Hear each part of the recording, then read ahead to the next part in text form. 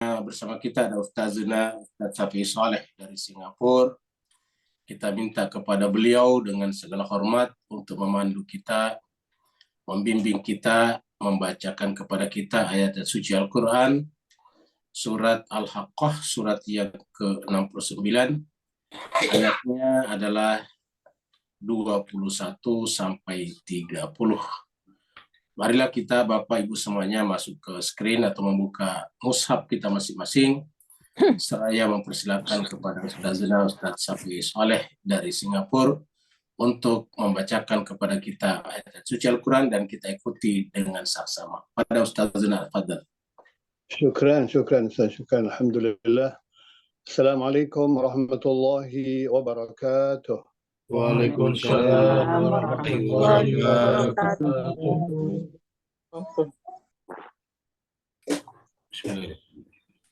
A'udzu billahi minasy syaithanir rajim. Bismillahirrahmanirrahim.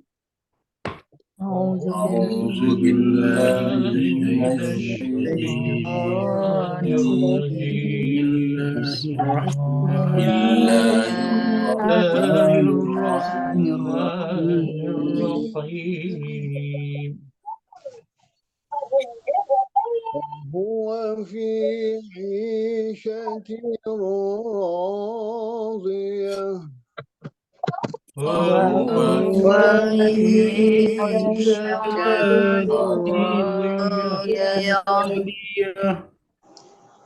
في جنة عالية قطوفها دانية في جنة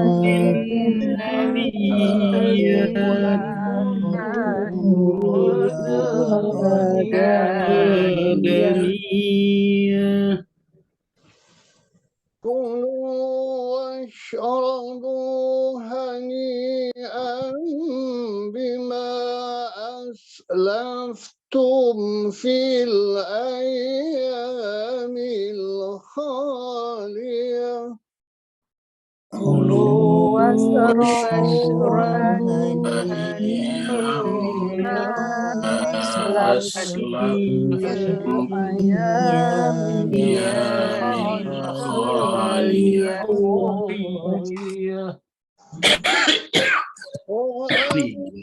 وأما من أوتي كتابه بشماله وأما من أوتي كتابه بشماله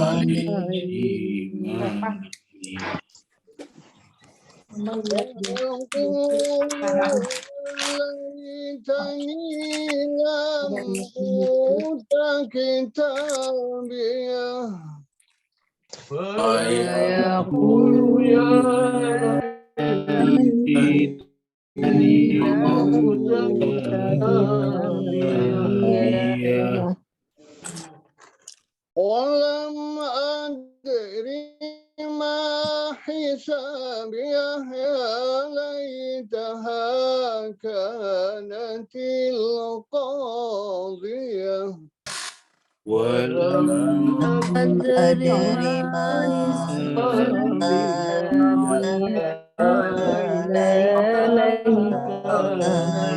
كانت القاضية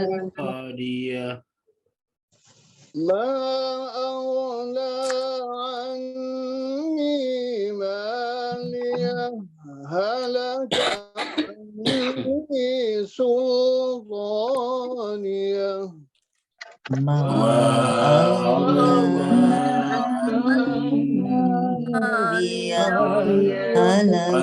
هلك عني سلطانيه خذوه فغلوه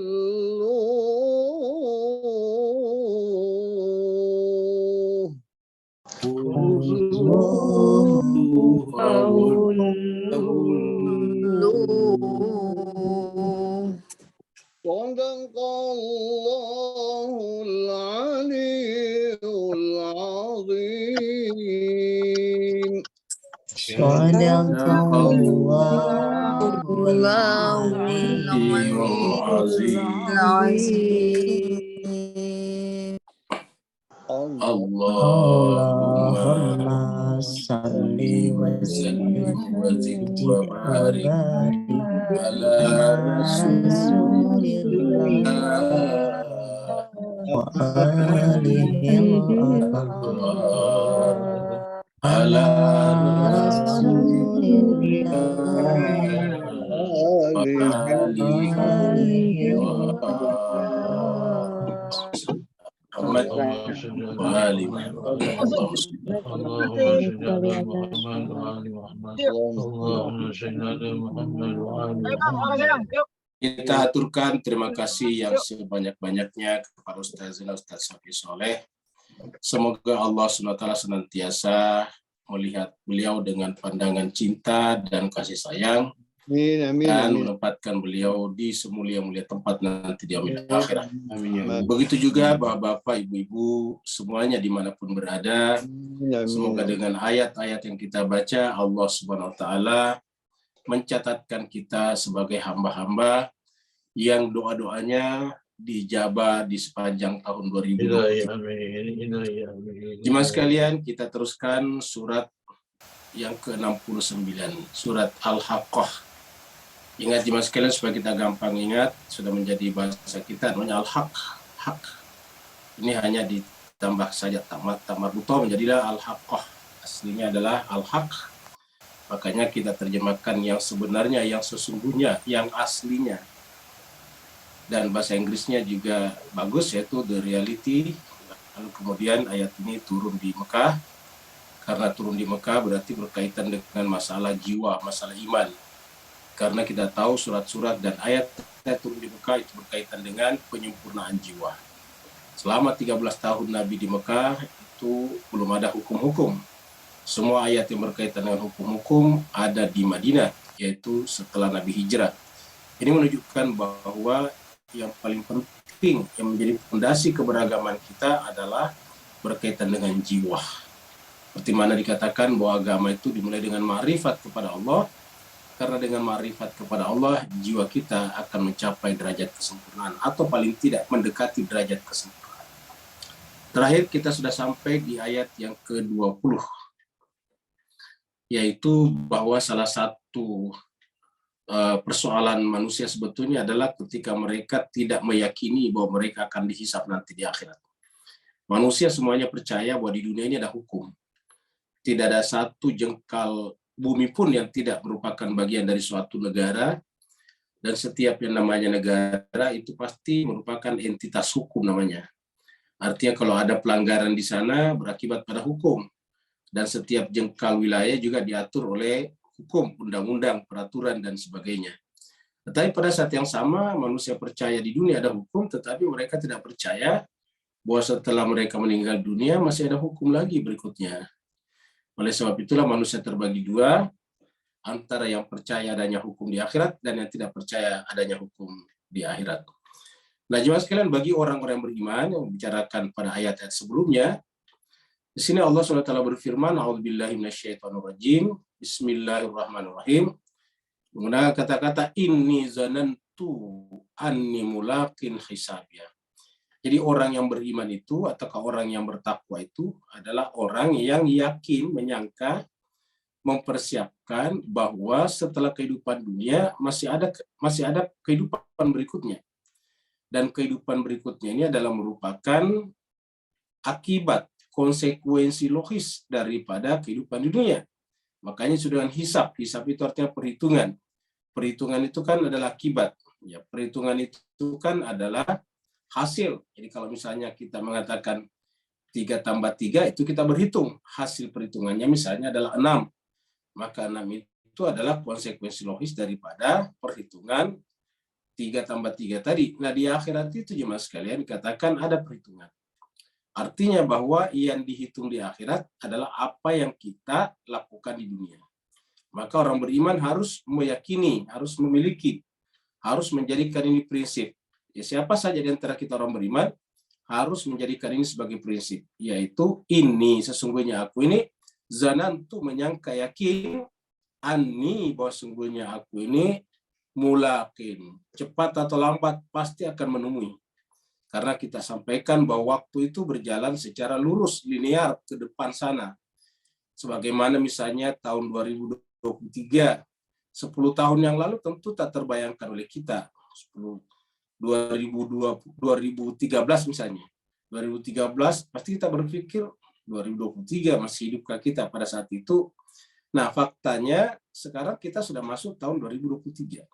Artinya bahwa waktu, saat, momen atau momentum yang tadinya kita anggap begitu jauh, yang tadinya hanya ada dalam impian-impian, yang tadinya hanya ada dalam angan-angan kita, ternyata sekarang telah menjadi kenyataan.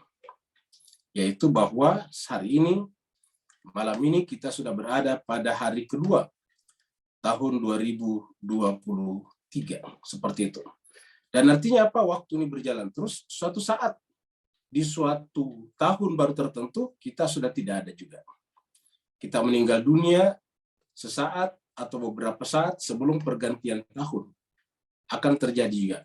Bahkan nanti akan terjadi suatu masa bahwa alam semesta akan binasa, hancur, lalu kemudian kita akan sampai pada suatu alam berikutnya yang menentukan. Di alam berikutnya itu adalah apa yang kita lakukan sekarang di dunia. Nah, ini yang diyakini, ini yang dimiliki, ini yang menjadi isi kesadaran orang-orang yang beriman, yaitu ini zanantu anni mulaqin, pasti akan menjumpai, pasti akan ketemu dengan suatu masa, dengan suatu momentum yang disebut dengan hisabiah, yaitu di sana kita akan diperhitungkan, dihisab. Ini kata-kata hisab. Jadi di sana kita dihisab. Kata hisab itu Pak sekalian dihitung, dari kata hasib itu menghitung. Ya. Jadi kita diperhitungkan di sana, dan perhitungan Tuhan itu adalah presisi. Dan kita semuanya Bapak sekalian sepakat, karena kita pernah sekolah semuanya, bahwa yang namanya matematik, hitung-hitungan itu presisi namanya, tidak ada kurang lebihnya. Jadi yang namanya hitungan-hitungan itu pasti tepat, pasti presisi namanya. Makanya matematika atau matematika dalam bahasa Arab itu namanya al-hisab. Kata sini hisab. Jadi matematika itu adalah al-hisab, ilmu hitung-hitungan. Ya, jadi ilmu menghitung namanya. Bahkan kalau tidak salah dulu-dulu itu memang sebelum menjadi nama matematik, memang namanya ilmu hitung namanya. Jadi dulu-dulu kalau tidak salah tahun 70-an, 60-an itu bukan matematik namanya, tapi ilmu hitung. Kenapa? Karena memang isinya menghitung-hitung. Dan namanya hitung-hitungan itu pasti hasilnya cuma satu. Tepat maksudnya. Sekarang kita masuk pada ayat baru.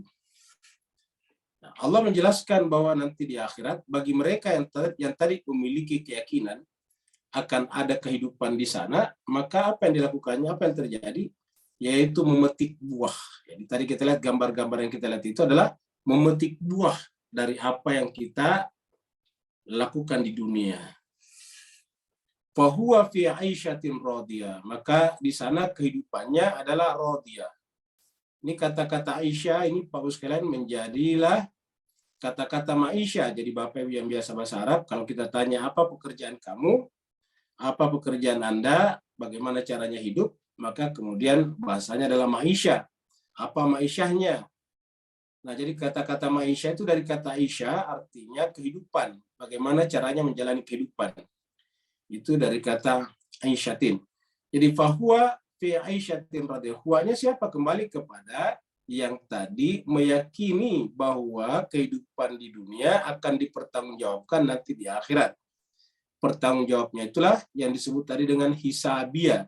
Pasti akan dihisab. Karena kita tahu di akhirat kita akan dihisab, maka semuanya harus kita melakukannya di dunia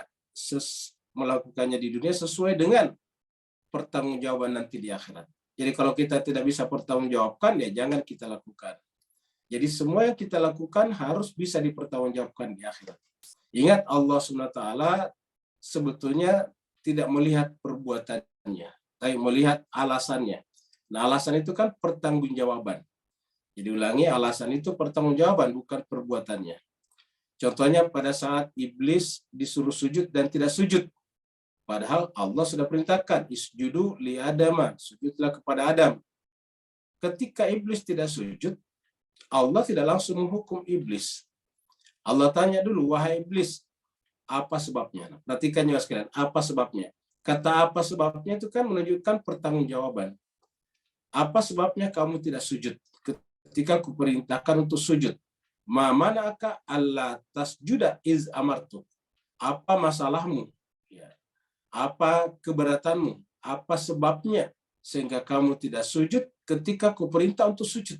Ma mana'aka alla tasjuda iz amartu. Jadi artinya apa? Ini adalah pertanggungjawaban karena ada kata iz, ketika aku suruh kamu sujud, kenapa kamu tidak sujud? Apa pertanggungjawabannya? Apa alasanmu? Nah itu. Nah jadi dengan demikian ya sekalian, akhirat itu adalah pertanggungjawaban atas perbuatan, bukan perbuatannya, tapi pertanggungjawaban atas perbuatan itu yang tadi disebut dengan hisab ataukah pertanggungjawaban atau laporan pertanggungjawaban. Nah kemudian ada terakhir radiyah. Jadi di akhirat itu kehidupan mereka dalam keadaan radiyah, diridhoi. Nah makanya juga sekalian radiyah ini sebetulnya kita tidak capek di akhirat. Ini harus kita capai sebelum kita meninggal dunia. Jadi sekaranglah harus kita berusaha memperjuangkan menggapai derajat radiyah ini. Jadi ulangi, radiyah ini kita tidak dapatkan nanti di akhirat kalau tidak dimulai dari dunia. Makanya di dalam surat Al-Fajr Allah berfirman, ya ayyatuhan nafsul mutmainnah irji'i ila rabbiki radiyah. Dikatakan wahai orang-orang yang jiwanya mutmainnah, irji'i, kembalilah kalian kepada Tuhanmu dalam keadaan radiyah. Jadi artinya apa? Kita sekarang harus ridho. Agar kita di akhirat radiyah, kita meninggalnya harus dalam keadaan radiyah juga. Atau sebelum kita meninggal dunia sudah harus jiwanya radiyah. Yaitu tadi, ya ayyatuhan nafsul mutmainnah irji'i ila rabbiki radiyah. Irji'i ila rabbiki radiyatan mardiyah.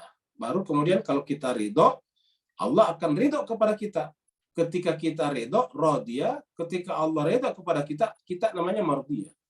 Jadi radiyah, kita yang ridho terhadap apa-apa yang Allah lakukan terhadap kehidupan kita. Dan ketika kita ridho, maka Allah akan bersikap positif terhadap keridhaan kita dengan membalasnya dengan bersikap ridho kepada kita. Maka kita disebut dengan mardiyah. Radiyatan mardiyah.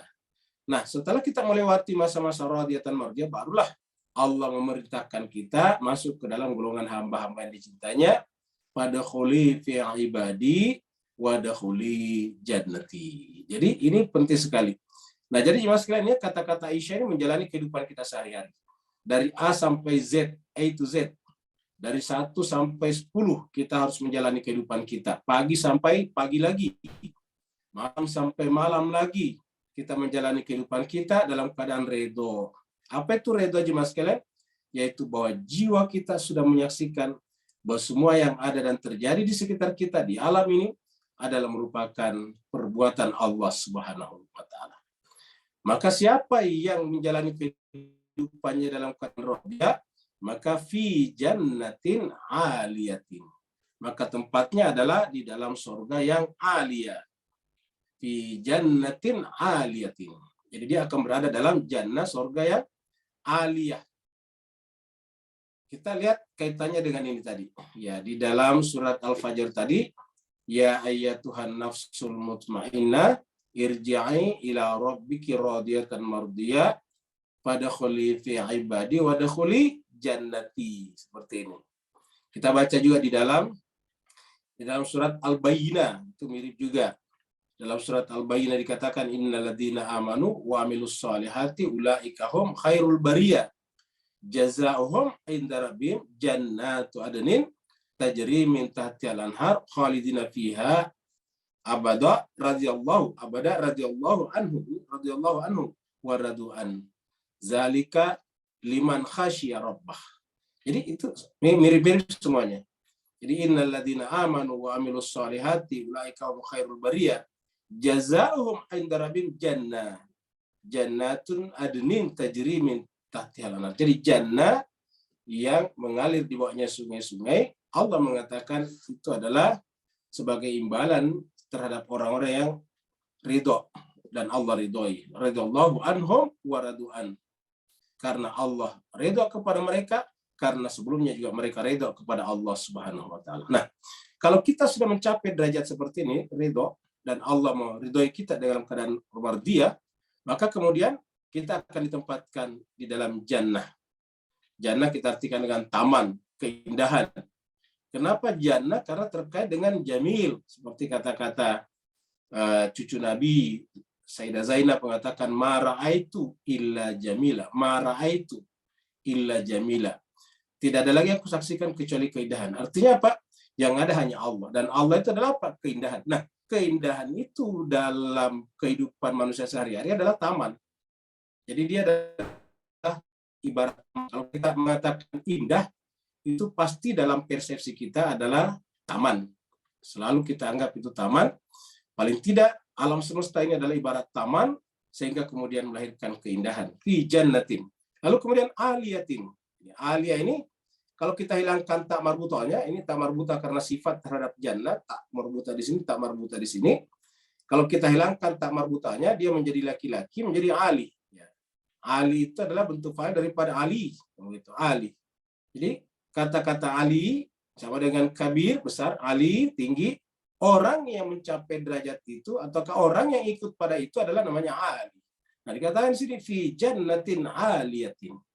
Dia berada di dalam taman surga yang aliyah, yang tinggi.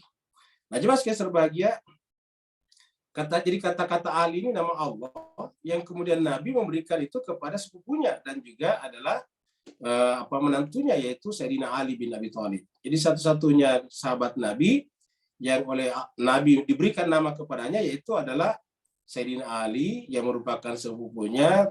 Di rumahnya Ali Nabi dibesarkan setelah ibu dan kakeknya meninggal dunia. Di sana dia dibesarkan. Ketika Nabi dibesarkan di rumahnya Ali, Ali kemudian lahir dari ayahnya yaitu Abu Thalib. Abu Thalib memberi nama anaknya dengan Haidar, lalu Nabi mengatakan, bolehkah saya kasih tambahan nama? Pamannya mengatakan, boleh saja. Maka Nabi mengatakan, saya akan kasih nama Ali. Jadi, jelas sebaik kata Ali itu dalam bahasa Arab artinya tinggi, seperti mana kalau kita baca di dalam Ayatul Kursi, itu terakhirnya buntutnya di belakang adalah Aliyun, ya, wahwal Aliyul Azim, kamu gitu. Jadi di belakang itu adalah wahwal Aliyul Azim.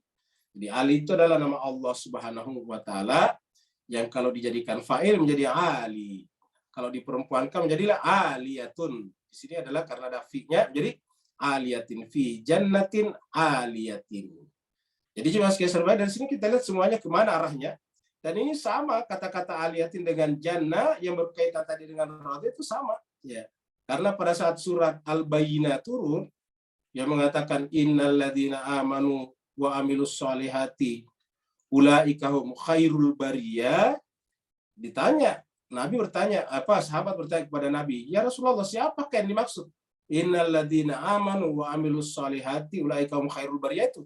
Kan Allah memberikan pernyataan, memberikan kalimat berita, mereka itulah adalah khairul bariyah, yang sebaik-baik makhluk. Innal ladzina amanu wa amilus solihati ulaika hum khairul bariyah. Setiap kata benda, setiap isim, setiap kata nama yang disebutkan dalam Al-Quran pasti ada aslinya, pasti ada yang ditunjuk. Ya. Kalau Allah mengatakan zalikal kitab, pasti ada kitabnya. Kalau dikatakan adalah jannah, pasti ada jannahnya. Jadi segala sesuatu yang ditunjuk pasti ada barangnya, pasti ada bendanya ataukah isimnya. Nah, pada saat dikatakan bahwa zalika khairul bariyah, sebaik-baik makhluk, pasti ada ditunjuk. Siapa yang ditunjuk? Nah, ini yang ditanyakan oleh sahabat. Dan kita tahu dalam buku-buku tafsir yang beredar dari semua mazhab mengatakan bahwa pada saat Nabi ditanya siapakah itu, Nabi mengatakan itu adalah Ali wa syi'atuhu. Ali, kan muncul kata Ali dan orang-orang yang mengikutinya.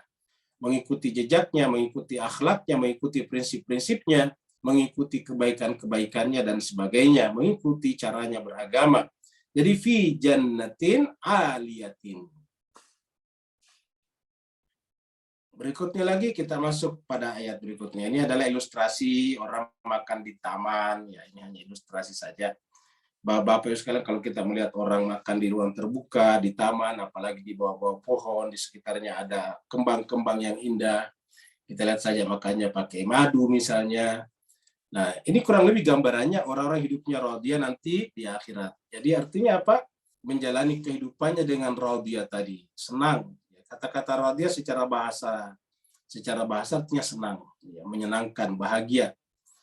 Qutufuha daniyatun. Qutufuha daniyatun. Buah-buahannya tadi dekat. Ingat ilustrasi sebelumnya, buah-buahannya cuma berdiri saja kemudian dipetik. Tapi bisa juga bermakna batin ini qutufuha daniyatun, bahwa sebetulnya kalau kita berbuat baik, hasilnya itu dekat. Di mana dekatnya? Kata-kata dania ini satu asal kata dengan dunia. Jadi daniyatun, dekat, itu menjadi juga dunia. Dunia itu tidak dekat. Kenapa? Karena jangka pendek.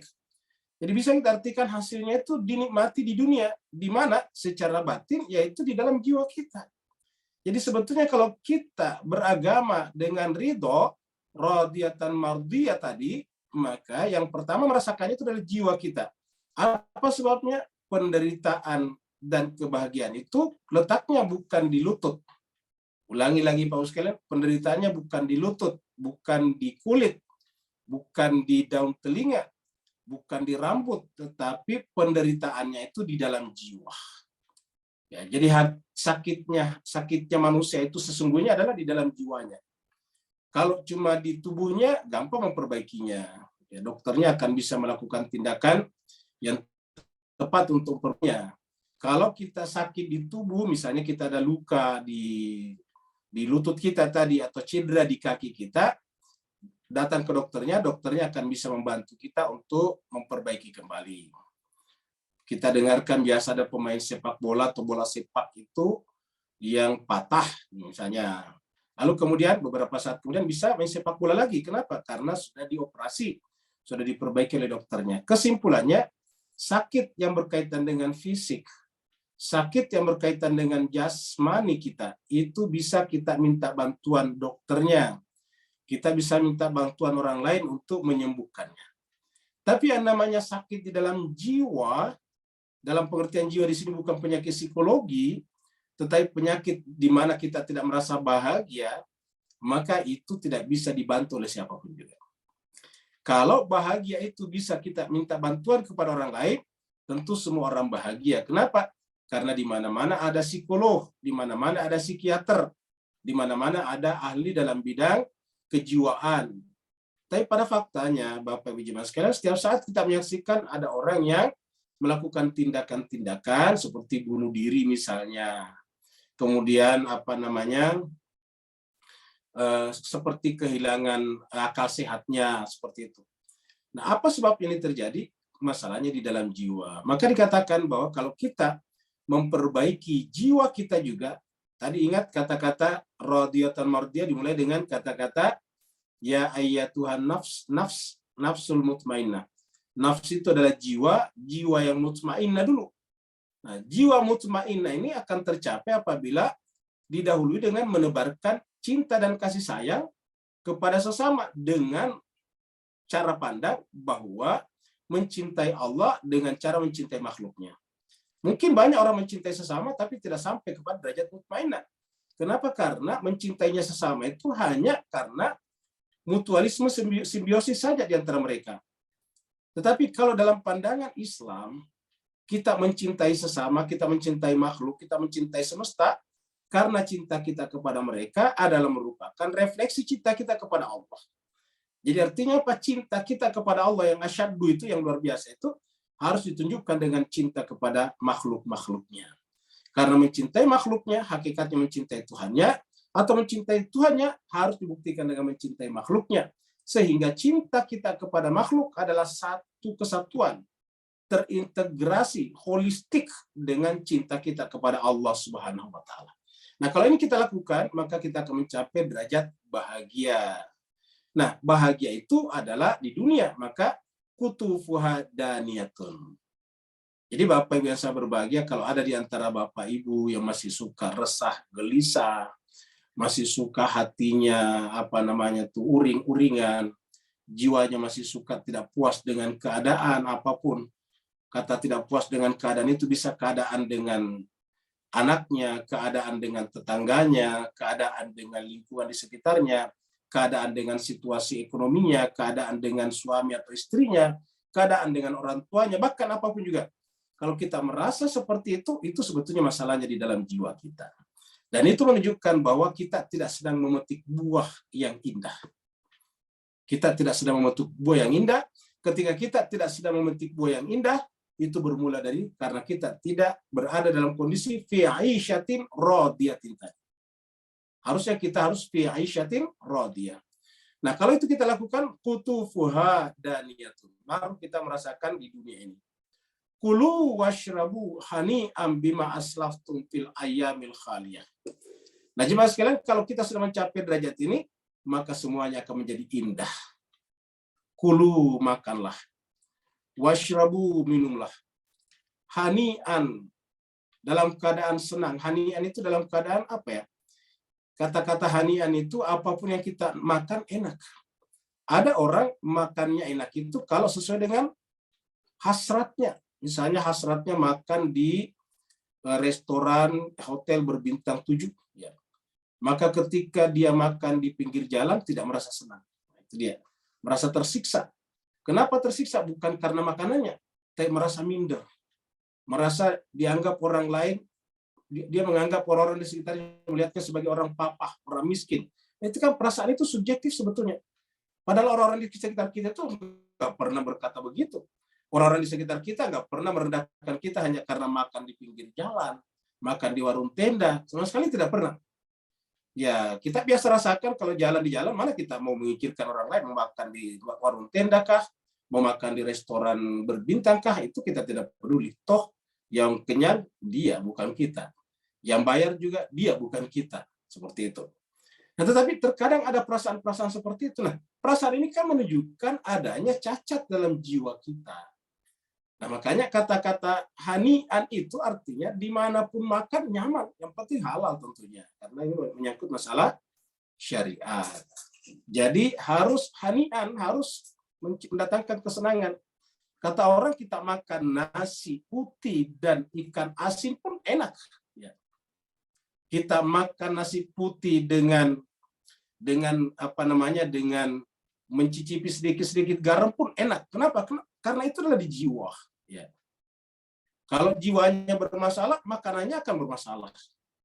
Oleh sebab itulah Allah mengatakan, bagi mereka yang sudah mencapai qutufuha daniyatun, yang sudah menuai, sudah memetik buahnya di dunia itu dalam jiwanya, maka makan dan minum apapun juga dia akan merasa nyaman.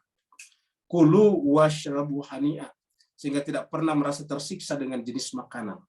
Mau makanannya kata orang enak atau tidak enak, bagi dia sama saja. Tidak merasa tersanjung dengan makanan yang mahal, dan tidak merasa terbanting dengan makanan yang murah. Tidak merasa terpandang hanya dengan makan di tempat yang wah, dan tidak merasa terhina hanya karena makan di tempat yang dianggap orang adalah tidak layak. Apa sebabnya? Masalahnya adalah di jiwa. Masalahnya bukan di mana kita duduk makan, tapi masalahnya adalah siapa yang makan. Kulu washrabu hani'a bima aslaftum, akibat dari apa yang kita kerjakan.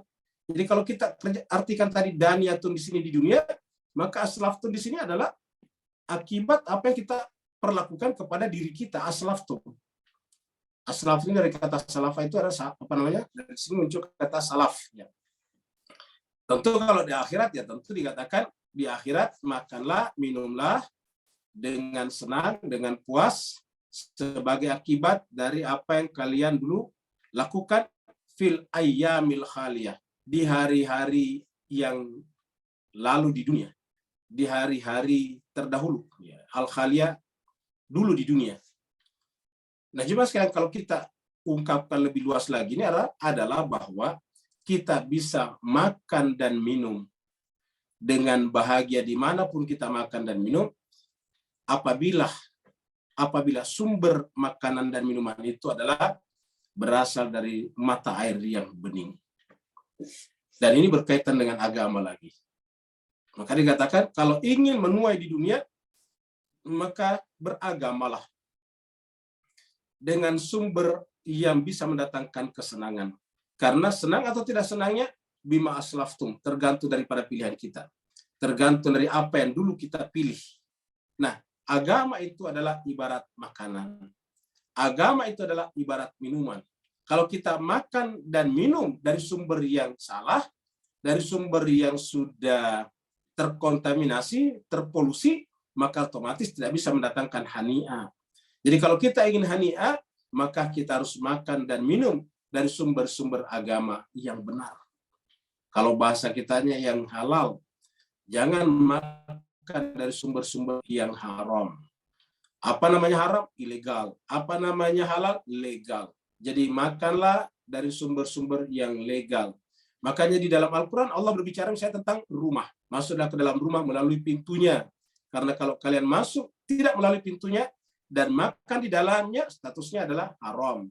Tapi masuklah melalui pintunya, maka ketika makan di dalamnya pasti halal. Kenapa? Pasti diridhoi oleh penghuni rumah. Kalau penghuni rumah tidak ridho, bagaimana kita merasa ridho? Sedangkan makanan dan minuman yang kita makan adalah tidak diridhai oleh penghuni rumah. Maka kulu washrabu hani'a bima aslaftum fil ayyamil khaliyah.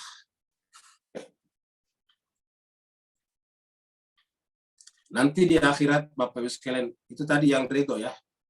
Fi aisyatin radiyah tadi. Di akhirat ada juga yang bahkan menyesal, tidak ingin membaca bukunya. Dia lihat bukunya cepat sekali, ternyata buruk semuanya. Dia merasa seandainya di dunia saya tidak seandainya saya tidak hidup ya. Wa amma man utiya kitabahu. Dan adapun orang-orang yang utiya kitabahu, ini utiya diberikan kitabahu, kitab amalnya, bishimalin, dari sebelah kirinya. Fayaqulu, maka mereka akan berkata, ya laitani lam uta kitabiyah. Ya laitani, alangkah bahagianya, alangkah senangnya saya Tuhan, lam uta kitabiyah, seandainya saya tidak diberikan kitab ini. Ya Allah, bahagianya saya Tuhan seandainya saya tidak diberikan kitab ini. Kenapa? Dia tidak bisa membaca kitabnya karena kitabnya itu diberikan dari tangan kirinya. Ini juga bisa bermakna lebih dalam, Bapak Ibu sekalian. Kita mulai dulu dari akhirat. Jadi di akhirat nantinya ada orang yang fi aisyatin radiyah. Mereka ini menerima buku amalnya dari kanan. Tapi ada juga yang diberikan buku amalnya dari kiri. Dan orang yang diberikan buku amalnya dari kiri ini kemudian menyesal. Ya Tuhan, alangkah bahagianya seandainya buku ini tidak mencatat amal saya. Atau saya tidak mendapatkan buku seperti ini. Ketika tidak mendapatkan buku seperti ini kan berarti dia berpikir, coba dulu di dunia saya adalah hewan ternak saja. Atau di dalam surat An-Naba dikatakan, coba saya dulu cuma pasir saja. Ya laitani kuntu turaba. Wahai Tuhanku, alangkah bahagianya seandainya dulu di dunia turab, saya hanyalah tanah saja. Kalau di sini katakan ya laitani, kalau di surat An-Naba ya laitani kuntu turaba. Ya Tuhan, alangkah bahagianya saya seandainya di dunia saya adalah tanah saja. Kalau di sini katakan ya laitani lam uta kitabiyah. Alangkah bahagianya saya Tuhan seandainya saya tidak diberikan kitab ini. Itu adalah yang dasar pembahasan kita. Tapi bisa lebih dalam lagi Bapak Ibu sekalian. Nah sekarang apa makna shimal dan yamin? Kita sudah bahas sebelumnya. Kanan dan kiri itu kan sebetulnya bermakna satu legal, satu ilegal. Jadi kalau diberikan dari tangan kanan itulah simbol legal, sah. Sedangkan kalau diberikan dari tangan kiri itu artinya simbol ilegal, tidak sah. Ya. Kalau dia legal, sah, halal. Kalau dia ilegal, tidak sah, berarti haram. Jadi sama-sama kitab, sama-sama misalnya makanan misalnya. Katakanlah misalnya kita makan kambing. Daging kambing kan secara zati kan halal. Tapi coba kalau kambingnya kita curi. Kita mencuri kambing dari tetangga atau dari kandangnya peternak. Lalu kemudian kita sembelih dengan baca bismillah. Apakah bacaan bismillah bisa membuat halal kambing yang kita sembelih dengan membaca nama Allah tadi? Tidak bisa, tetap haram namanya. Jadi walaupun kambingnya itu kita sembelih dengan membaca nama Allah, Bismillahirrahmanirrahim, bahkan dengan menghadap ke kiblat, dengan tata cara syariat yang benar, tetapi karena dasarnya kambingnya kita curi, ya tetap ilegal, tetap haram. Bagaimanapun kita memperlakukannya tetap haram namanya. Ya, nanti kita memasaknya dengan rempah-rempah yang semuanya halal. Kita memasaknya dengan air yang halal. Kita juga memasaknya dengan membaca doa dan selawat-selawat. Tetap dia haram. Kenapa? Karena rootnya, akarnya sudah haram. Sumbernya sudah haram. Maka otomatis ke bawah tidak bisa jadi halal. Nah, kanan dan kiri adalah sebetulnya makna simbolnya legal dan tidak legal. Kalau kanan dia adalah legal. Kiri adalah ilegal. Kanan adalah haram. Maaf, halal. Kiri adalah haram. Sama-sama kitab. Sama-sama tadi kambing. Nah, tetapi ketika kitab ini kita ambil dengan cara yang tidak benar, tidak melalui yang sebenarnya, ibaratnya tadi dalam surat Al-Baqarah, masuk rumah tidak melalui pintunya dengan benar, maka dia menjadi tidak halal. Maka namanya dikasih dari tangan kirinya. Jadi wa amma man utiya, adapun orang-orang yang diberikan. Kenapa diberikan? Karena kita terima dari pendahulu-pendahulu kita. Jadi adapun orang-orang yang diberikan kepadanya kitab sucinya, bishimali melalui tangan kiri, melalui pintu yang salah, fayaqulu, maka mereka berkata, ya laitani lam uta kitabiyah. Alangkah bahagianya seandainya kitab ini tidak datang kepada saya. Apa sebabnya? Sudah datang, waktu banyak dibuang untuk membacanya, tapi tidak mendatangkan manfaat bagi dirinya. Ya laitani lam uta kitabiyah. Itu adalah makna lain daripada utia kitabahu bishimalihi, dari tangan kirinya. Makanya Bapak Ibu Jemaat sekalian berbahagia, dalam ajaran agama segala sesuatu dari awal harus dipastikan benar dulu. Ya, harus dipastikan benar, yaitu halal. Misalnya makan kambing harus halal. Jangan kita pikir karena dia kambing pasti halal. Belum tentu. Kalau dia bangkai ya tidak halal. Dicurian ya tidak halal, seperti itu. Jadi dari awal harus benar dulu. Pintunya harus benar. Kalau tidak benar, ya semuanya nanti turunan-turunannya, derivat-derivatnya akan menjadi haram juga. Kemudian ayat 26.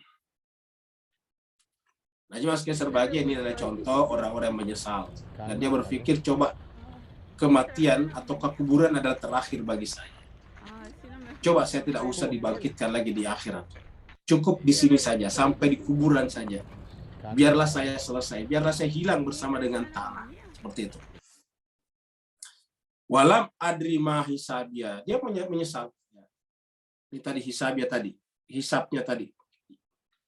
Yang tadi orang beriman yakin dia akan ada hisabnya. Tapi sekarang orang yang tidak meyakini di dunia baru menyesal. Walam adri ma hisabia. Coba saya tidak diberikan buku yang salah dari tangan kiri, sehingga saya bisa lolos daripada hisab. Artinya apa? Dia tidak mempersiapkan dirinya di akhirat untuk dihisab. Kata dihisab itu dimintai pertanggungjawaban. Permintaan akan pertanggungjawaban. Ingat tadi bukan perbuatannya tetapi alasan. Kan berarti adalah reasonnya.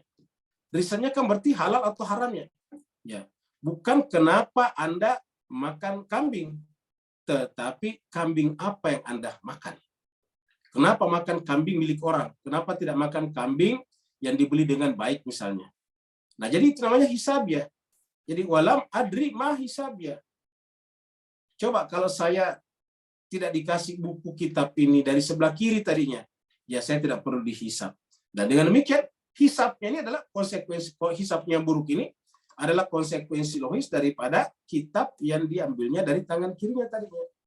Walam adri ma hisabiyah. Lalu berkata, ya laitaha kanatil qadiyah. Ya laitaha kanatil qadiyah.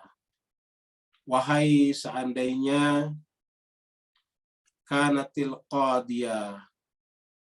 Cukup sampai di sini saja. Maksudnya tidak berlangsung, tidak berlanjut. Coba seandainya berhenti di sini saja. Qadiyah itu ketetapan akan kematiannya. Coba saya hanya berhenti di sini saja, di dalam kuburan saja. Seperti dalam surat An-Naba tadi, ya laitani kuntu turaba. Coba saya hanya berhenti jadi tanah saja. Ya.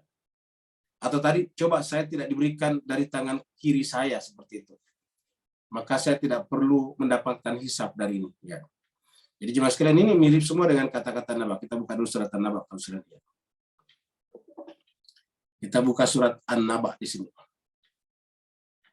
Surat 78. Karena tadi mirip dengan ayat sebelumnya. Ayatnya paling terakhir. Allah berfirman ini surat An-Naba surat 78 ayat 40. Inna anzarnakum adaban qariba. Sesungguhnya anzarnakum, kami telah memberikan peringatan kalian di dunia. Ini bentuk lampau Pak Bus kalian, ini adalah bentuk madhi. Anzarnakum, kami telah memberikan kepada kalian peringatan melalui an-nadhir, pemberi peringatan, bahwa akan ada azab yang dekat. Adaban qariba. Azab yang dekat ini juga mempunyai dua makna. Azab yang dekat bisa bermakna anak azab di alam kubur, alam barzakh. Bisa juga bermakna tadi, lagi-lagi di dalam jiwa kita. Dania tadi. Yauma yanzurul mar'u ma qaddamat yadah. Yauma yanzurul mar'u. Pada saat itu manusia akan melihat. Jadi pada hari itu yanzurul mar'u, manusia akan melihat, memperhatikan. Ma qaddamat yadah, apa yang sudah diperbuat oleh tangannya. Apa yang sudah diperbuatnya. Jadi pada saat itu manusia menyaksikan hasil usahanya sendiri. Ma qaddamat yadah, apa yang telah diperbuat tangannya.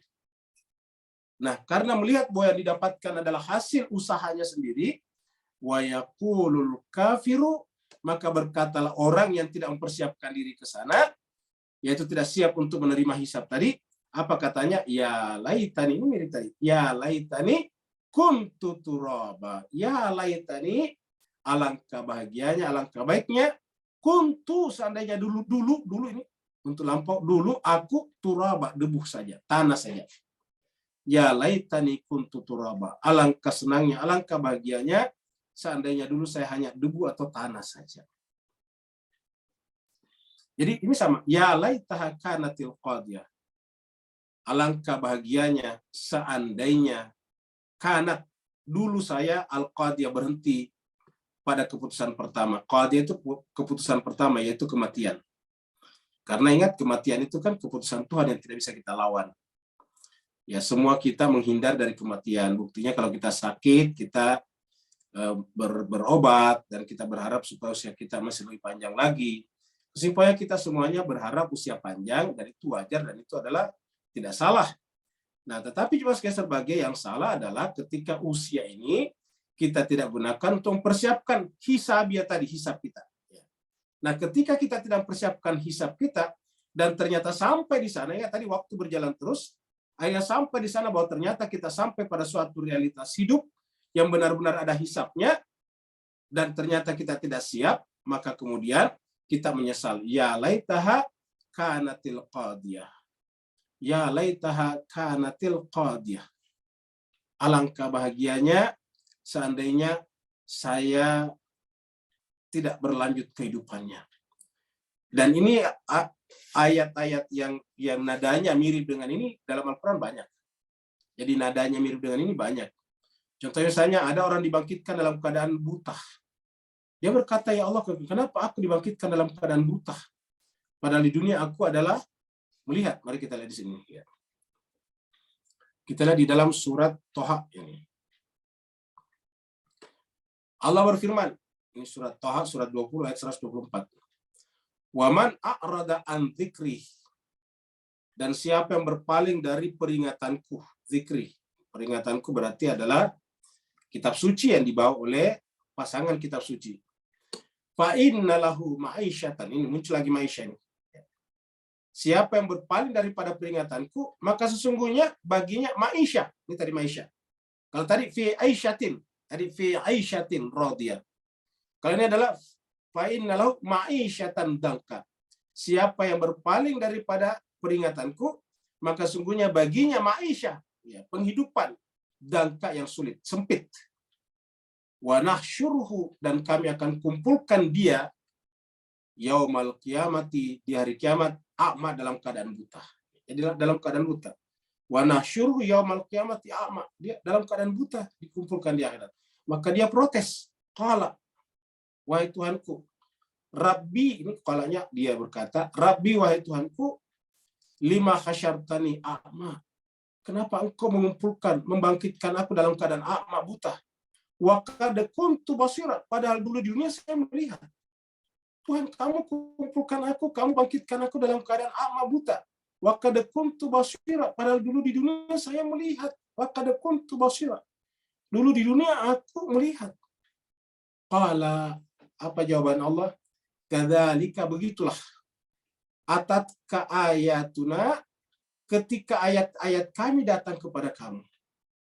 Apakah ada ayat yang datang begitu saja? Tidak ada. Pasti ada yang membawanya, yaitu Nabi dan Rasul. Pasangan Al-Quran. Ketika pasangan Al-Quran membacakan ayat-ayat itu kepada kamu, atatka ayatuna, fanasitah, kamu mencampakkannya, kamu melupakannya. Kita artikan saja, kamu mencampakkannya, kamu bersikap acuh kepadanya. Nasita, kamu melupakannya. Karena kamu melupakan ayat-ayat kami ketika datang kepadamu, wa kadzalikal yauma tunsa. Maka begitulah pada hari ini kamu juga dilupakan. Disinilah pentingnya ayat-ayat Allah, Alkitab suci Al-Quran dan pasangannya. Karena ini adalah patokan. Kadzalika atatka ayatuna fanasitaha wa kadzalikal yauma tunsa. Karena ketika peringatan itu datang kepadamu dibawa oleh pasangan peringatan itu, kamu melupakannya, kamu bersikap acuh kepadanya, kamu membalikkan punggung kamu ke belakang. Wa kadzalikal yauma tunsa. Begitulah pada hari ini kamu juga akan dilupakan. Wa kadzalika najzi man asrafa wa lam yu'min bi ayati rabbi. Begitulah kami akan berikan balasan kepada siapa? Orang yang asrafa, melampaui batas karena kesombongannya. Walam yu'min bi ayati rabbi, dan tidak mengimani ayat-ayat daripada Tuhannya. Wala adzabul akhirati asyaddu wa abqa, dan nanti di akhirat dia akan mendapatkan azab yang lebih keras lagi. Wa abqa, dan kekal. Wala adzabul akhirati asyaddu wa abqa. Nah, sekarang apanya yang buta kalau begitu? Kan dia katakan dulu di dunia saya melihat. Nah, di sini disebutkan afalam yasiru fil ard. Kenapa mereka tidak berjalan di muka bumi? Fatakuna lahum qulubun. Bukankah mereka punya kalbu?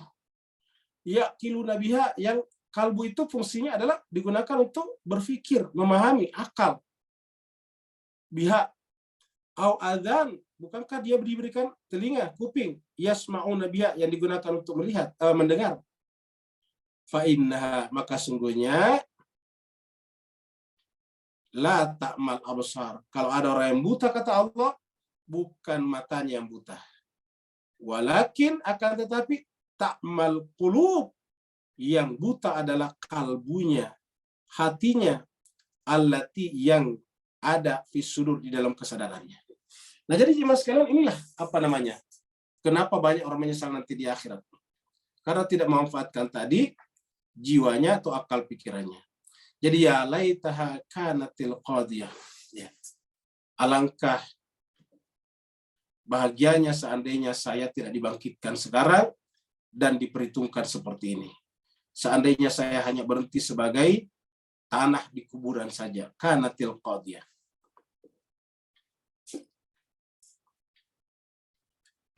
Apabila kita sudah meninggal dunia, karena tidak mungkin kita mencari ilustrasi orang yang sudah meninggal dunia, kita ambilkan di dunia ini.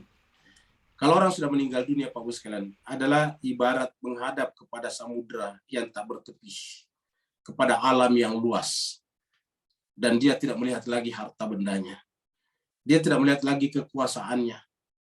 Dia tidak melihat lagi apa-apa yang menyebabkannya dulu lupa kepada ayat-ayat Allah SWT. Dulu dia sibuk mengurusi semuanya. Sekarang sudah tidak ada. Maka dia katakan, ma'agna anni maliyah. Ma'agna anni maliyah. Hartaku di mana? Ini bahasa kitanya. Hartaku di mana? Ya. Kurang lebih begitulah. Hartaku dulu di mana? Yang banyak saya kumpulkan di dunia itu. Ma'agna anni maliyah. Di mana harta bendaku itu? Ma'agna anni maliyah. Di mana harta bendaku dulu di dunia? Mali adalah harta. Ma'agna anni maliyah. Sekarang tidak ada lagi dari sisiku. Ya. Makanya di ayat lain kan dikatakan bahwa pada saat itu la yanfa'u malun wala banun. yauma la yanfa'u malun wala banun. Pada saat itu harta benda dan anak-anak tidak berguna lagi. Nah, sekarang muncul lagi di sini. Ma agna anni maliya. Dulu di dunia banyak sekali harta saya, tapi di manakah kini? Tidak ada yang bisa harta itu perbuat untuk saya. Ma agna anni maliya. Halaka anni sultannya. Begitu ya kekuasaan saya. Ini kekuasaan sultan. Jadi sultan sekarang kalau di Indonesia, Bapak sekalian, untuk ikhwan kita di Singapura dan Malaysia, itu biasa digunakan untuk dua istilah. Sultan dalam pengertian raja, penguasa, bisa juga sultan dalam pengertian orang kaya. Jadi orang kaya di Indonesia disebut dengan sultan, terutama yang crazy rich, ya, yang kaya mendadak, ya, bisa disebut dengan sultan. Nah, jemaah sekalian, sekarang kekuasaan mereka sudah tidak ada sekarang. Halaka anni sultannya. Kata dia, halaka anni sultannya. Kekuasaanku sekarang sudah tidak ada. Ya. Jadi harta, kekuasaan sudah tidak ada. Jadi orang yang menyandarkan dirinya pada hartanya akan kecewa. Orang yang menyandarkan dirinya pada kekuasaannya akan kecewa. Karena kekuasaan dan harta hanya untuk di dunia saja. Dan itu tidak bisa bermanfaat apa-apa nanti di akhirat. Pertanyaannya ialah, apakah kalau begitu tidak boleh kita jadi penguasa? Apakah kita tidak boleh jadi pemilik harta ataukah menjadi kaya? Jawabannya boleh. Bahkan agama menganjurkan kita untuk memiliki itu semuanya. Agama kita salah satu rukunnya adalah membayar zakat. Tidak bisa kita jadi pembayar zakat kalau tidak punya harta. Jadi kita dianjurkan untuk menjadi pemilik harta. Salah satu ajaran agama kita yang paling penting adalah memerintahkan berbuat adil. Innallaha ya'muru bil adli wal ihsan. Bagaimana kita bisa berbuat adil kepada masyarakat kalau kita tidak punya kekuasaan? Jadi dengan punya kekuasaan, kita punya instrumen. Kita punya tools untuk berbuat adil. Jadi harta dan kekuasaan itu penting. Tetapi harus diperlakukan di jalan yang Allah inginkan. Kenapa? Karena harta dan kekuasaan adalah karunia Allah. Harta adalah milik Allah. Kekuasaan juga adalah milik Allah. Maka kita harus menggunakannya di jalan yang Allah inginkan. Apabila kita justru dengan harta dan kekuasaan, kita lalai daripada Allah, kita lupa, maka Allah mengatakan juga, ya hari ini juga kamu akan dilupakan. Kenapa? Karena kamu lupakan kami ketika kamu di dunia punya harta dan punya kekuasaan.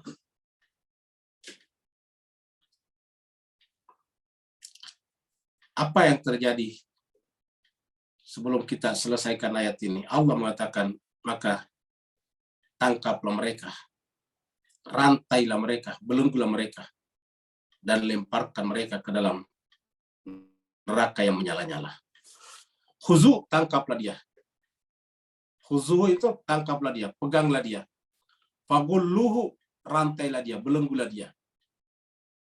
Orang yang tadinya di dunia melupakan ayat-ayat Allah. Khuzuhu, tangkaplah dia, peganglah dia. Fagulluhu, belenggulah dia. Jadi adalah tentu berbentuk majas, karena di akhirat orang tidak bisa lari. Tapi artinya bahwa menunjukkan hukumlah dia. Khuzuhu itu peganglah dia, hukumlah dia. Dengan cara fagulluhu, belenggulah dia.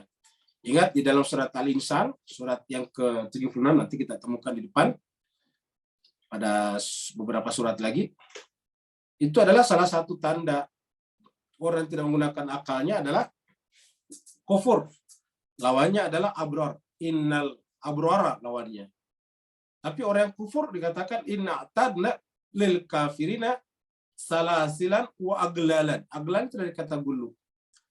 Inna tadna lil kafirina salasilan wa aglalan wa sa'ira. Kami menjanjikan kepada orang yang menutup diri, menolak realitas kehidupan setelah dunia ini. Ingat, kata realitas dari kata reality ini adalah terjemahan bahasa Inggris dari al-haqqah. Jadi nanti di sana kita akan mencapai realitas kehidupan yang sesungguhnya. Dan di sana kita akan dibelenggu. Karena tadi apa? Allah mengatakan inna tadna lil kafirina salasilan wa aglalan wa sa'ira. Kami janjikan kepada mereka yang menentang, yang kufur, yang tidak menggunakan akal sehatnya, tidak mencari kebenaran hakiki, kami akan berikan salasilan. Kami akan berikan rantai, wal aglal, dan juga adalah belenggu-belenggu, wasaira, dan api yang menyala-nyala. Maka Allah mengatakan khuzuhu fagullu, tangkaplah dia, hukumlah dia, belenggulah dia. Semuanya ini menunjukkan hilangnya kebebasan. Karena dulu di dunia kebebasan yang mereka miliki adalah tidak digunakan sebagai kebebasan yang bertanggung jawab. Apakah kebebasan yang paling bertanggung jawab? Yaitu kebebasan yang bertanggung jawab kepada Tuhan yang memberikan kebebasan itu. Kebebasan yang bertanggung jawab adalah kebebasan yang kita pertanggungjawabkan kepada Tuhan yang memberikan kebebasan itu. Kenapa? Karena tadi Allah mengatakan Allah akan menghisap kita. Apa hisapnya? Kemana kita gunakan kebebasan yang Allah berikan kepada kita. Manusia bedanya dengan hewan adalah manusia diberikan kebebasan untuk berkehendak. Manusia diberikan kebebasan untuk memilih. Jadi manusia itu diberikan kebebasan untuk berkehendak, namanya free will. Konsekuensi daripada free will adalah juga diberikan kebebasan untuk memilih. Yaitu memilih apa saja ada, silakan. Memilih yang halal, yang haram, silakan. Memilih untuk bunuh diri ataukah hidup dengan ridho Allah tadi, silakan. Jadi namanya kebebasan untuk memilih. Nah, ketika kebebasan itu tidak kita pertanggungjawabkan kepada Allah, maka kemudian Allah berkata kepada kita, khuzuhu, kepada malaikat penjaga neraka, khuzuhu fagulluhu, tangkaplah dia dan belenggulah dia. Kenapa? Karena di dunia mereka telah menyalahgunakan kebebasan yang aku berikan kepadanya dan aku tidak berikan kepada hewan-hewan dan tumbuh-tumbuhan, bahkan kepada yang lain. Mudah-mudahan Bapak Ibu Jemaah sekalian, ayat-ayat ini bisa mengingatkan kita. Pertama adalah perjalanan kita dari dunia sampai ke akhirat.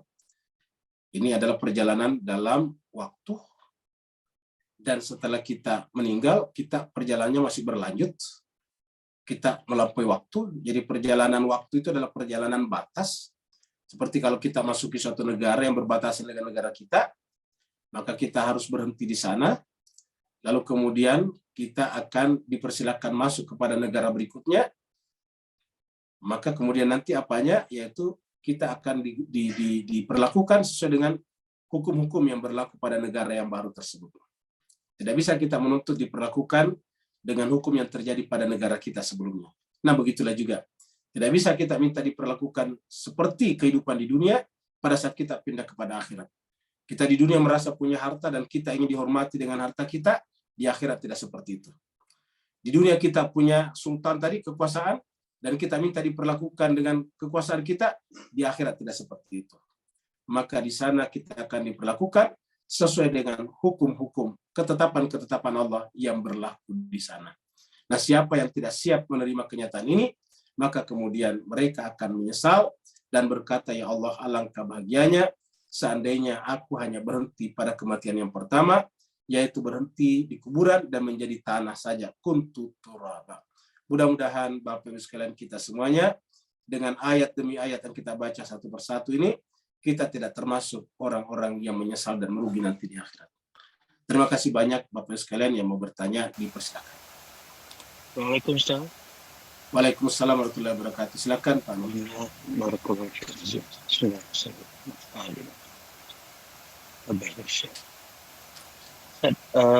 Di makam Radia tadi itu, apa kena mengena dengan Fawa fi insyati Radia, ataupun dalam masa yang sama ada level yang lebih bawah di mana kita masih menyeronokkan diri dengan kulu washrabu hani'ah. So sedangkan di level syurga-syurga yang lebih tinggi dan teratas tadi, redha Allah tadi melampaui kulu washrabu segi zahir tadi. Maka antara kaitan nafs yang 7 kat dunia ni, kalau kita convert kan kepada batinnya nafs tadi di syurga-syurga level yang berbeza tadi, maka apakah itu juga berarti bahawa dalam alam zuk kita tak perlukan apa-apa lagi termasuk kullu washrabu tadi, Ustaz? Barakallahu fiik. Afwan Ustaz. Baik, terima kasih banyak. Bapak sekalian, supaya kita bisa mengambil benang merah antara ayat ini dengan pertanyaan kita Pak Nur tadi, mari kita buka surat Al-Qariyah. Mari kita masuk ke surat Al-Qariyah. Kita lihat sama-sama surat Al-Qariyah, surat yang mungkin kita sudah hafal semuanya.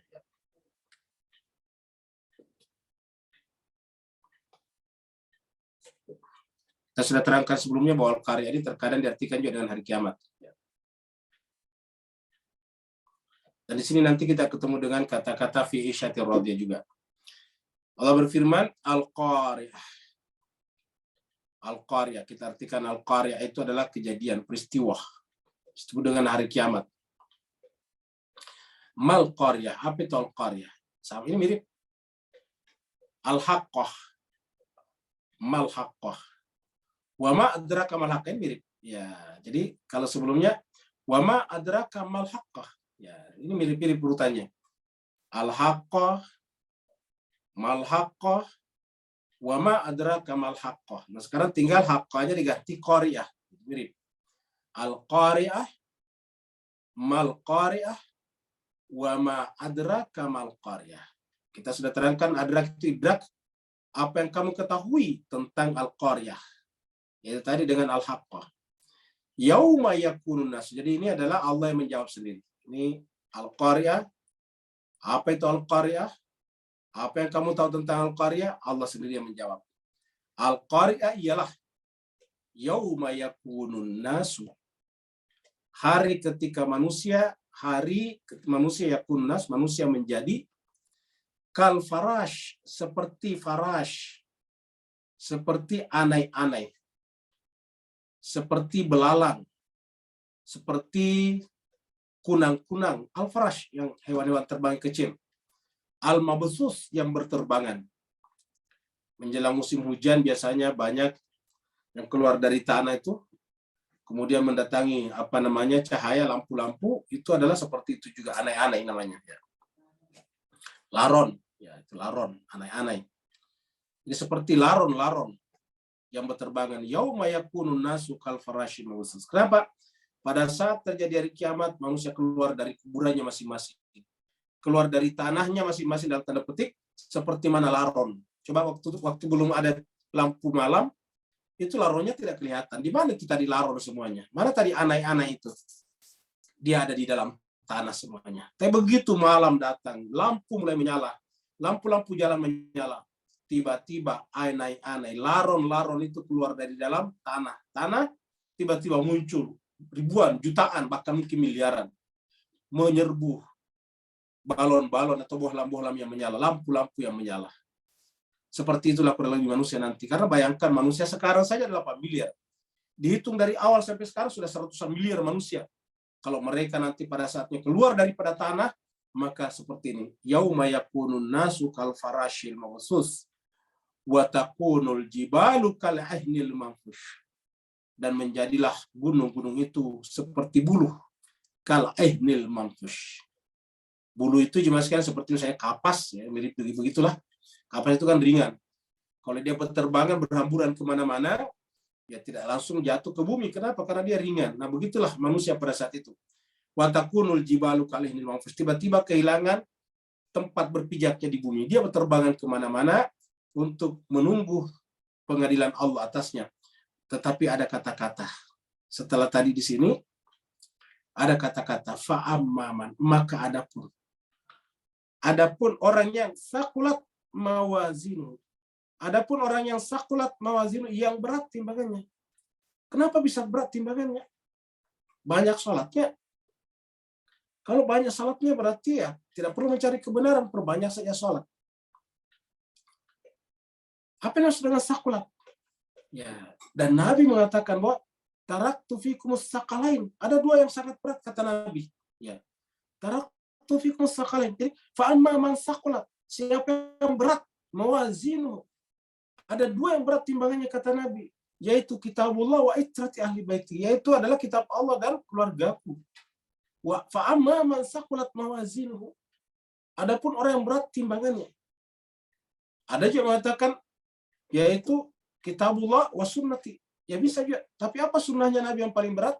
Yaitu mencintai keluarganya. Karena Nabi mengatakan mencintai keluargaku, mencintai aku, menyakitinya adalah menyakiti aku. Atau di dalam Al-Quran dikatakan, innama yuridullah liyudhiba ankum rijsa ahlal bait.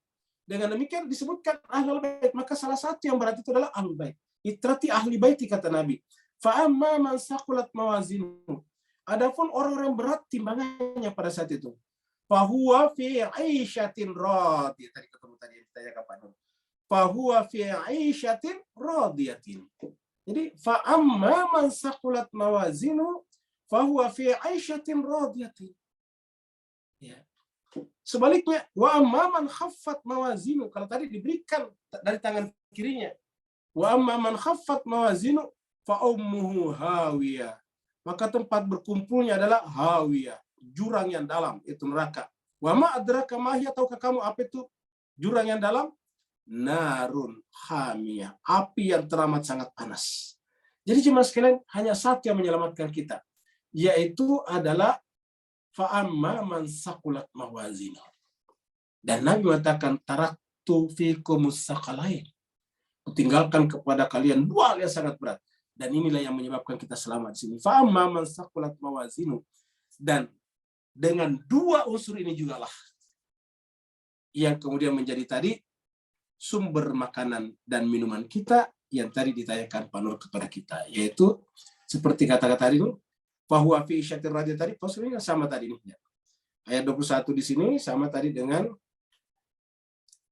di sini nih. Ya, sama tadi di sini. Mana tadi? Ini.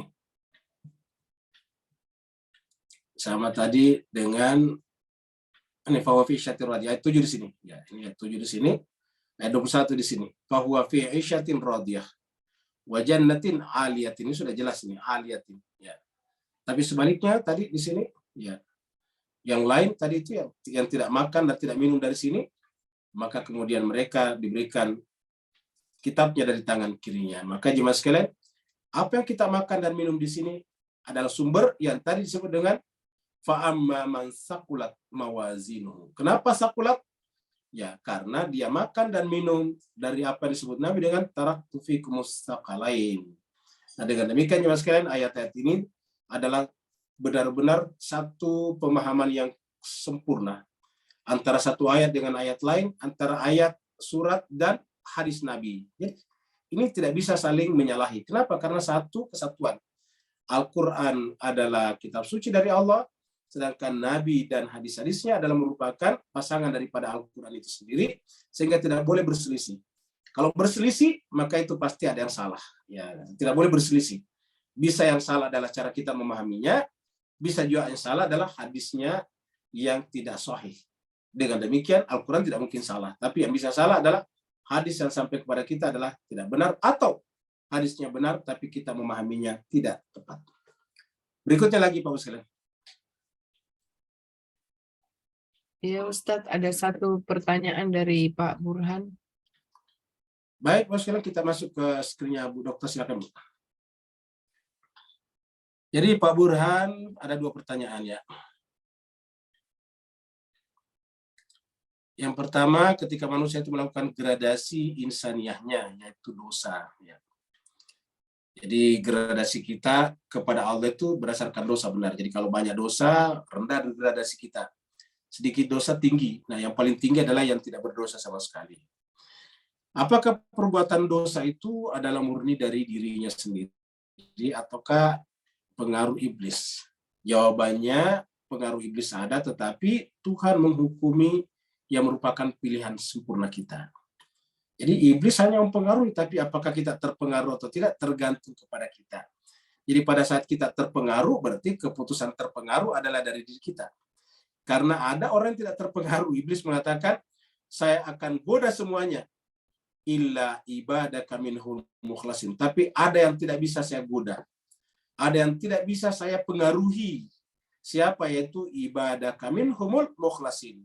Hamba-hambamu yang mukhlas. Nah, ini sudah ada pengumuman. Ada deklarasi dari iblis sendiri di dalam Al-Quran. Bahwa iblis tidak akan bisa mempengaruhi hamba-hamba Allah yang mukhlis atau mukhlas tadi, mukhlasin. Nah, karena iblis tidak mampu mempengaruhi hamba yang mukhlas, ya kita yang tidak mau terpengaruh iblis, caranya apa? ya kita datang kepada Al-Mukhlas tersebut. Jadi ulangi lagi, kita datang kepada Al-Mukhlas tersebut. Ya, kita bernaung padanya, kita bersembunyi padanya. Kita datang kepadanya, maka iblis tidak berani. 2, iblis ketika membawa manusia kepada kemaksiatan, dia menyelusup ke dalam tubuh manusia. Soalnya ialah bagaimanakah penyelusupan itu dilakukan? Yaitu melalui pikiran. Ya, kata-kata menyelusup itu adalah melalui pikiran, kesadaran kita. Di mana kita baca di Quran, alladzi yuwaswisu fi sudurin nas. Dia menyelusupi kita atau melakukan penyelusupan melalui fi sudur, kesadaran kita. Alladzi yuwaswisu fi sudur. Apa itu yuwaswis? Membuat kita kemudian was-was. Apa itu was-was? Menjadi bimbang, menjadi ragu. Tadinya sudah yakin dengan akal pikiran kita, tapi karena tiba-tiba dia mengatakan, orang itu tersesat. Kamu jangan dengarkan Ustadz itu adalah sesat. Nah, mulai kita ragu. Ya, seperti itulah. Jangan kamu ikuti dia. Al-Qur'annya dibaca itu pasti beda dengan Al-Qur'an kita. Mulai kita ragu. Jadi, jemaah sekalian berbahagia, itu namanya was-was. Tadinya masyarakat kita sudah bagus. Setiap bulan Rabiul Awal, mereka membuat peringatan kelahiran Nabi Muhammad kita. Jadi membuat peringatan Nabi Muhammad kita. Ya. Di mana-mana, di rumah-rumah, di surau-surau, di masjid-masjid, dibikin peringatan kelahiran Nabi, Maulid. Tiba-tiba datang sekelompok orang mengatakan tidak ada pada zaman Nabi. Maulid itu adalah bid'ah. Siapa melakukan Maulid adalah melakukan perbuatan bid'ah, dan bid'ah itu adalah neraka. Jadi yang peringati Maulid Nabi adalah ahli neraka. Maka mulai kita ragu. Waduh, terus untuk apa kita bikin mauludan? Nah, alladzi yuwaswisu fi sudurin nas. Kita lupa bahwa orang yang melarang kita maulid tidak pernah melarang orang untuk melakukan pertandingan sepak bola besar-besaran di sebuah negara Arab. Bahkan tidak pernah melarang kita memperingati hari lahir negara, kerajaan tempat dia tinggal misalnya. Negara, kerajaan bisa diperingati hari ulang tahunnya. Organisasi ormas, ada ormas, organisasi massa yang setiap tahun memperingati hari kelahiran organisasinya, tapi tidak pernah memperingati hari kelahiran Nabi Muhammadnya. Luar biasa. Apa yang terjadi dengan ini? Ya, kita lebih memuliakan organisasi kita daripada Nabi kita. Kita lebih menghargai raja kita daripada Nabi kita. Kenapa? Begitu memperingati hari ulang tahun Nabi, kita mengatakan itu adalah bid'ah. Dan kullu bid'atin dalalah wa kullu dalalatin finnar. Maka alladzi yuwaswisu fi suduril kita ragu. Nah, jadi intinya apa? Bahwa caranya menyelusupi itu adalah ke dalam diri kita. Siapa yang melakukannya tadi itu? Ya itu tadi pendapat-pendapat yang salah di sekitar kita, kemudian menyelusup masuk. Maka dikatakan alladzi yuwaswisu fi sudurin nasi minal jinnati wan nasi. Ingat, minal jinnati wan nas, dari manusia dan jin. Dari minal jinnati yaitu iblis, wan nasi manusia yang juga suka mempengaruhi orang lain, padahal orang lain sebetulnya sederhana saja. Kita hormati pendapat-pendapatnya saja. Kita berpikir dengan pikiran kita, kita belajar dengan pelajaran kita. Kalau kita merasa seseorang itu salah, maka kita tidak melakukannya, tapi kita tidak boleh mengintervensi keyakinan dan pendapat orang lain. Seperti itu. Saya kira Bapak sekalian cukup sampai di sini, kalau tidak ada lagi, dokter. Ya. Terima kasih banyak Ustaz. Ya, sama-sama Pak Burhan. Selamat jalan-jalan di Malaysia ya. Salam sama Pak Haji Ahmad Torpedo. Ya. Ini Pak Haji juga datang nih ya. Sudah pulang Ustaz. Sudah Oh, dapat udah rumah. pulang. Oke, baik. Baik, Jadi sekalian mari kita tutup Pak dulu Ustaz. pembicaraan kita kasih Pak Ustadz. dengan ya sama-sama berdoa semoga Allah SWT memberikan yang terbaik kepada kita di Kasih selama Ustadz, tahun kasih Ustadz. 2023 ini. Terima kasih Pak Ustaz. Bismillahirrahmanirrahim. Alhamdulillahirrahmanirrahim. Terima kasih Bu Dokter. Terima kasih Ustaz. Hamdan yuafi Terima kasih. ni'amahu wa yukafi mazidah. Assalamualaikum warahmatullahi Ya wabarakatuh. Rabbana lakal hamdu kama yanbaghi li jalali wajhikal karim wa azimi sultanik. Allahumma salli ala Muhammadin wa ala ali Muhammad. Allahumma rabbana ighfir lana dhunubana wa liwalidina warhamhuma kama rabbayana shighara wa li jami'il muslimina wal muslimat wal mu'minina wal mu'minat al ahya'i minhum wal amwat bi rahmatika ya arhamar rahimin. Allahumma ya Allah Tuhan kami secara khusus memohon kepadamu ya Allah, Amin. Kami baru saja masuki waktu yang baru, tahun 2023. Kami mohon kepadamu ya Allah Tuhan kami yang Engkau merupakan penguasa tunggal atas waktu. Kamu adalah penguasa tunggal atas ruang. Kami mohon kepadamu ya Allah Tuhan kami, selalulah berikan yang terbaik kepada kami, kepada keluarga kami, kepada anak keturunan kami di sepanjang tahun 2023. Tuhan kami, penguasa waktu dan ruang, kami mohon kepadamu, jauhkanlah kami, hindarkanlah kami dari berbagai macam hal-hal yang buruk, penyakit dan musibah di sepanjang tahun 2023. Allahumma rabbana atina fid dunya hasanah wa fil akhirati hasanah wa qina adzabannar. Wassallallahu ala sayyidina Muhammad. Subhana rabbika rabbil izzati amma yasifun. Wassalamun alal mursalin walhamdulillahi rabbil alamin. Walakum minkum. Assalamualaikum warahmatullahi wabarakatuh. Waalaikumsalam warahmatullahi wabarakatuh.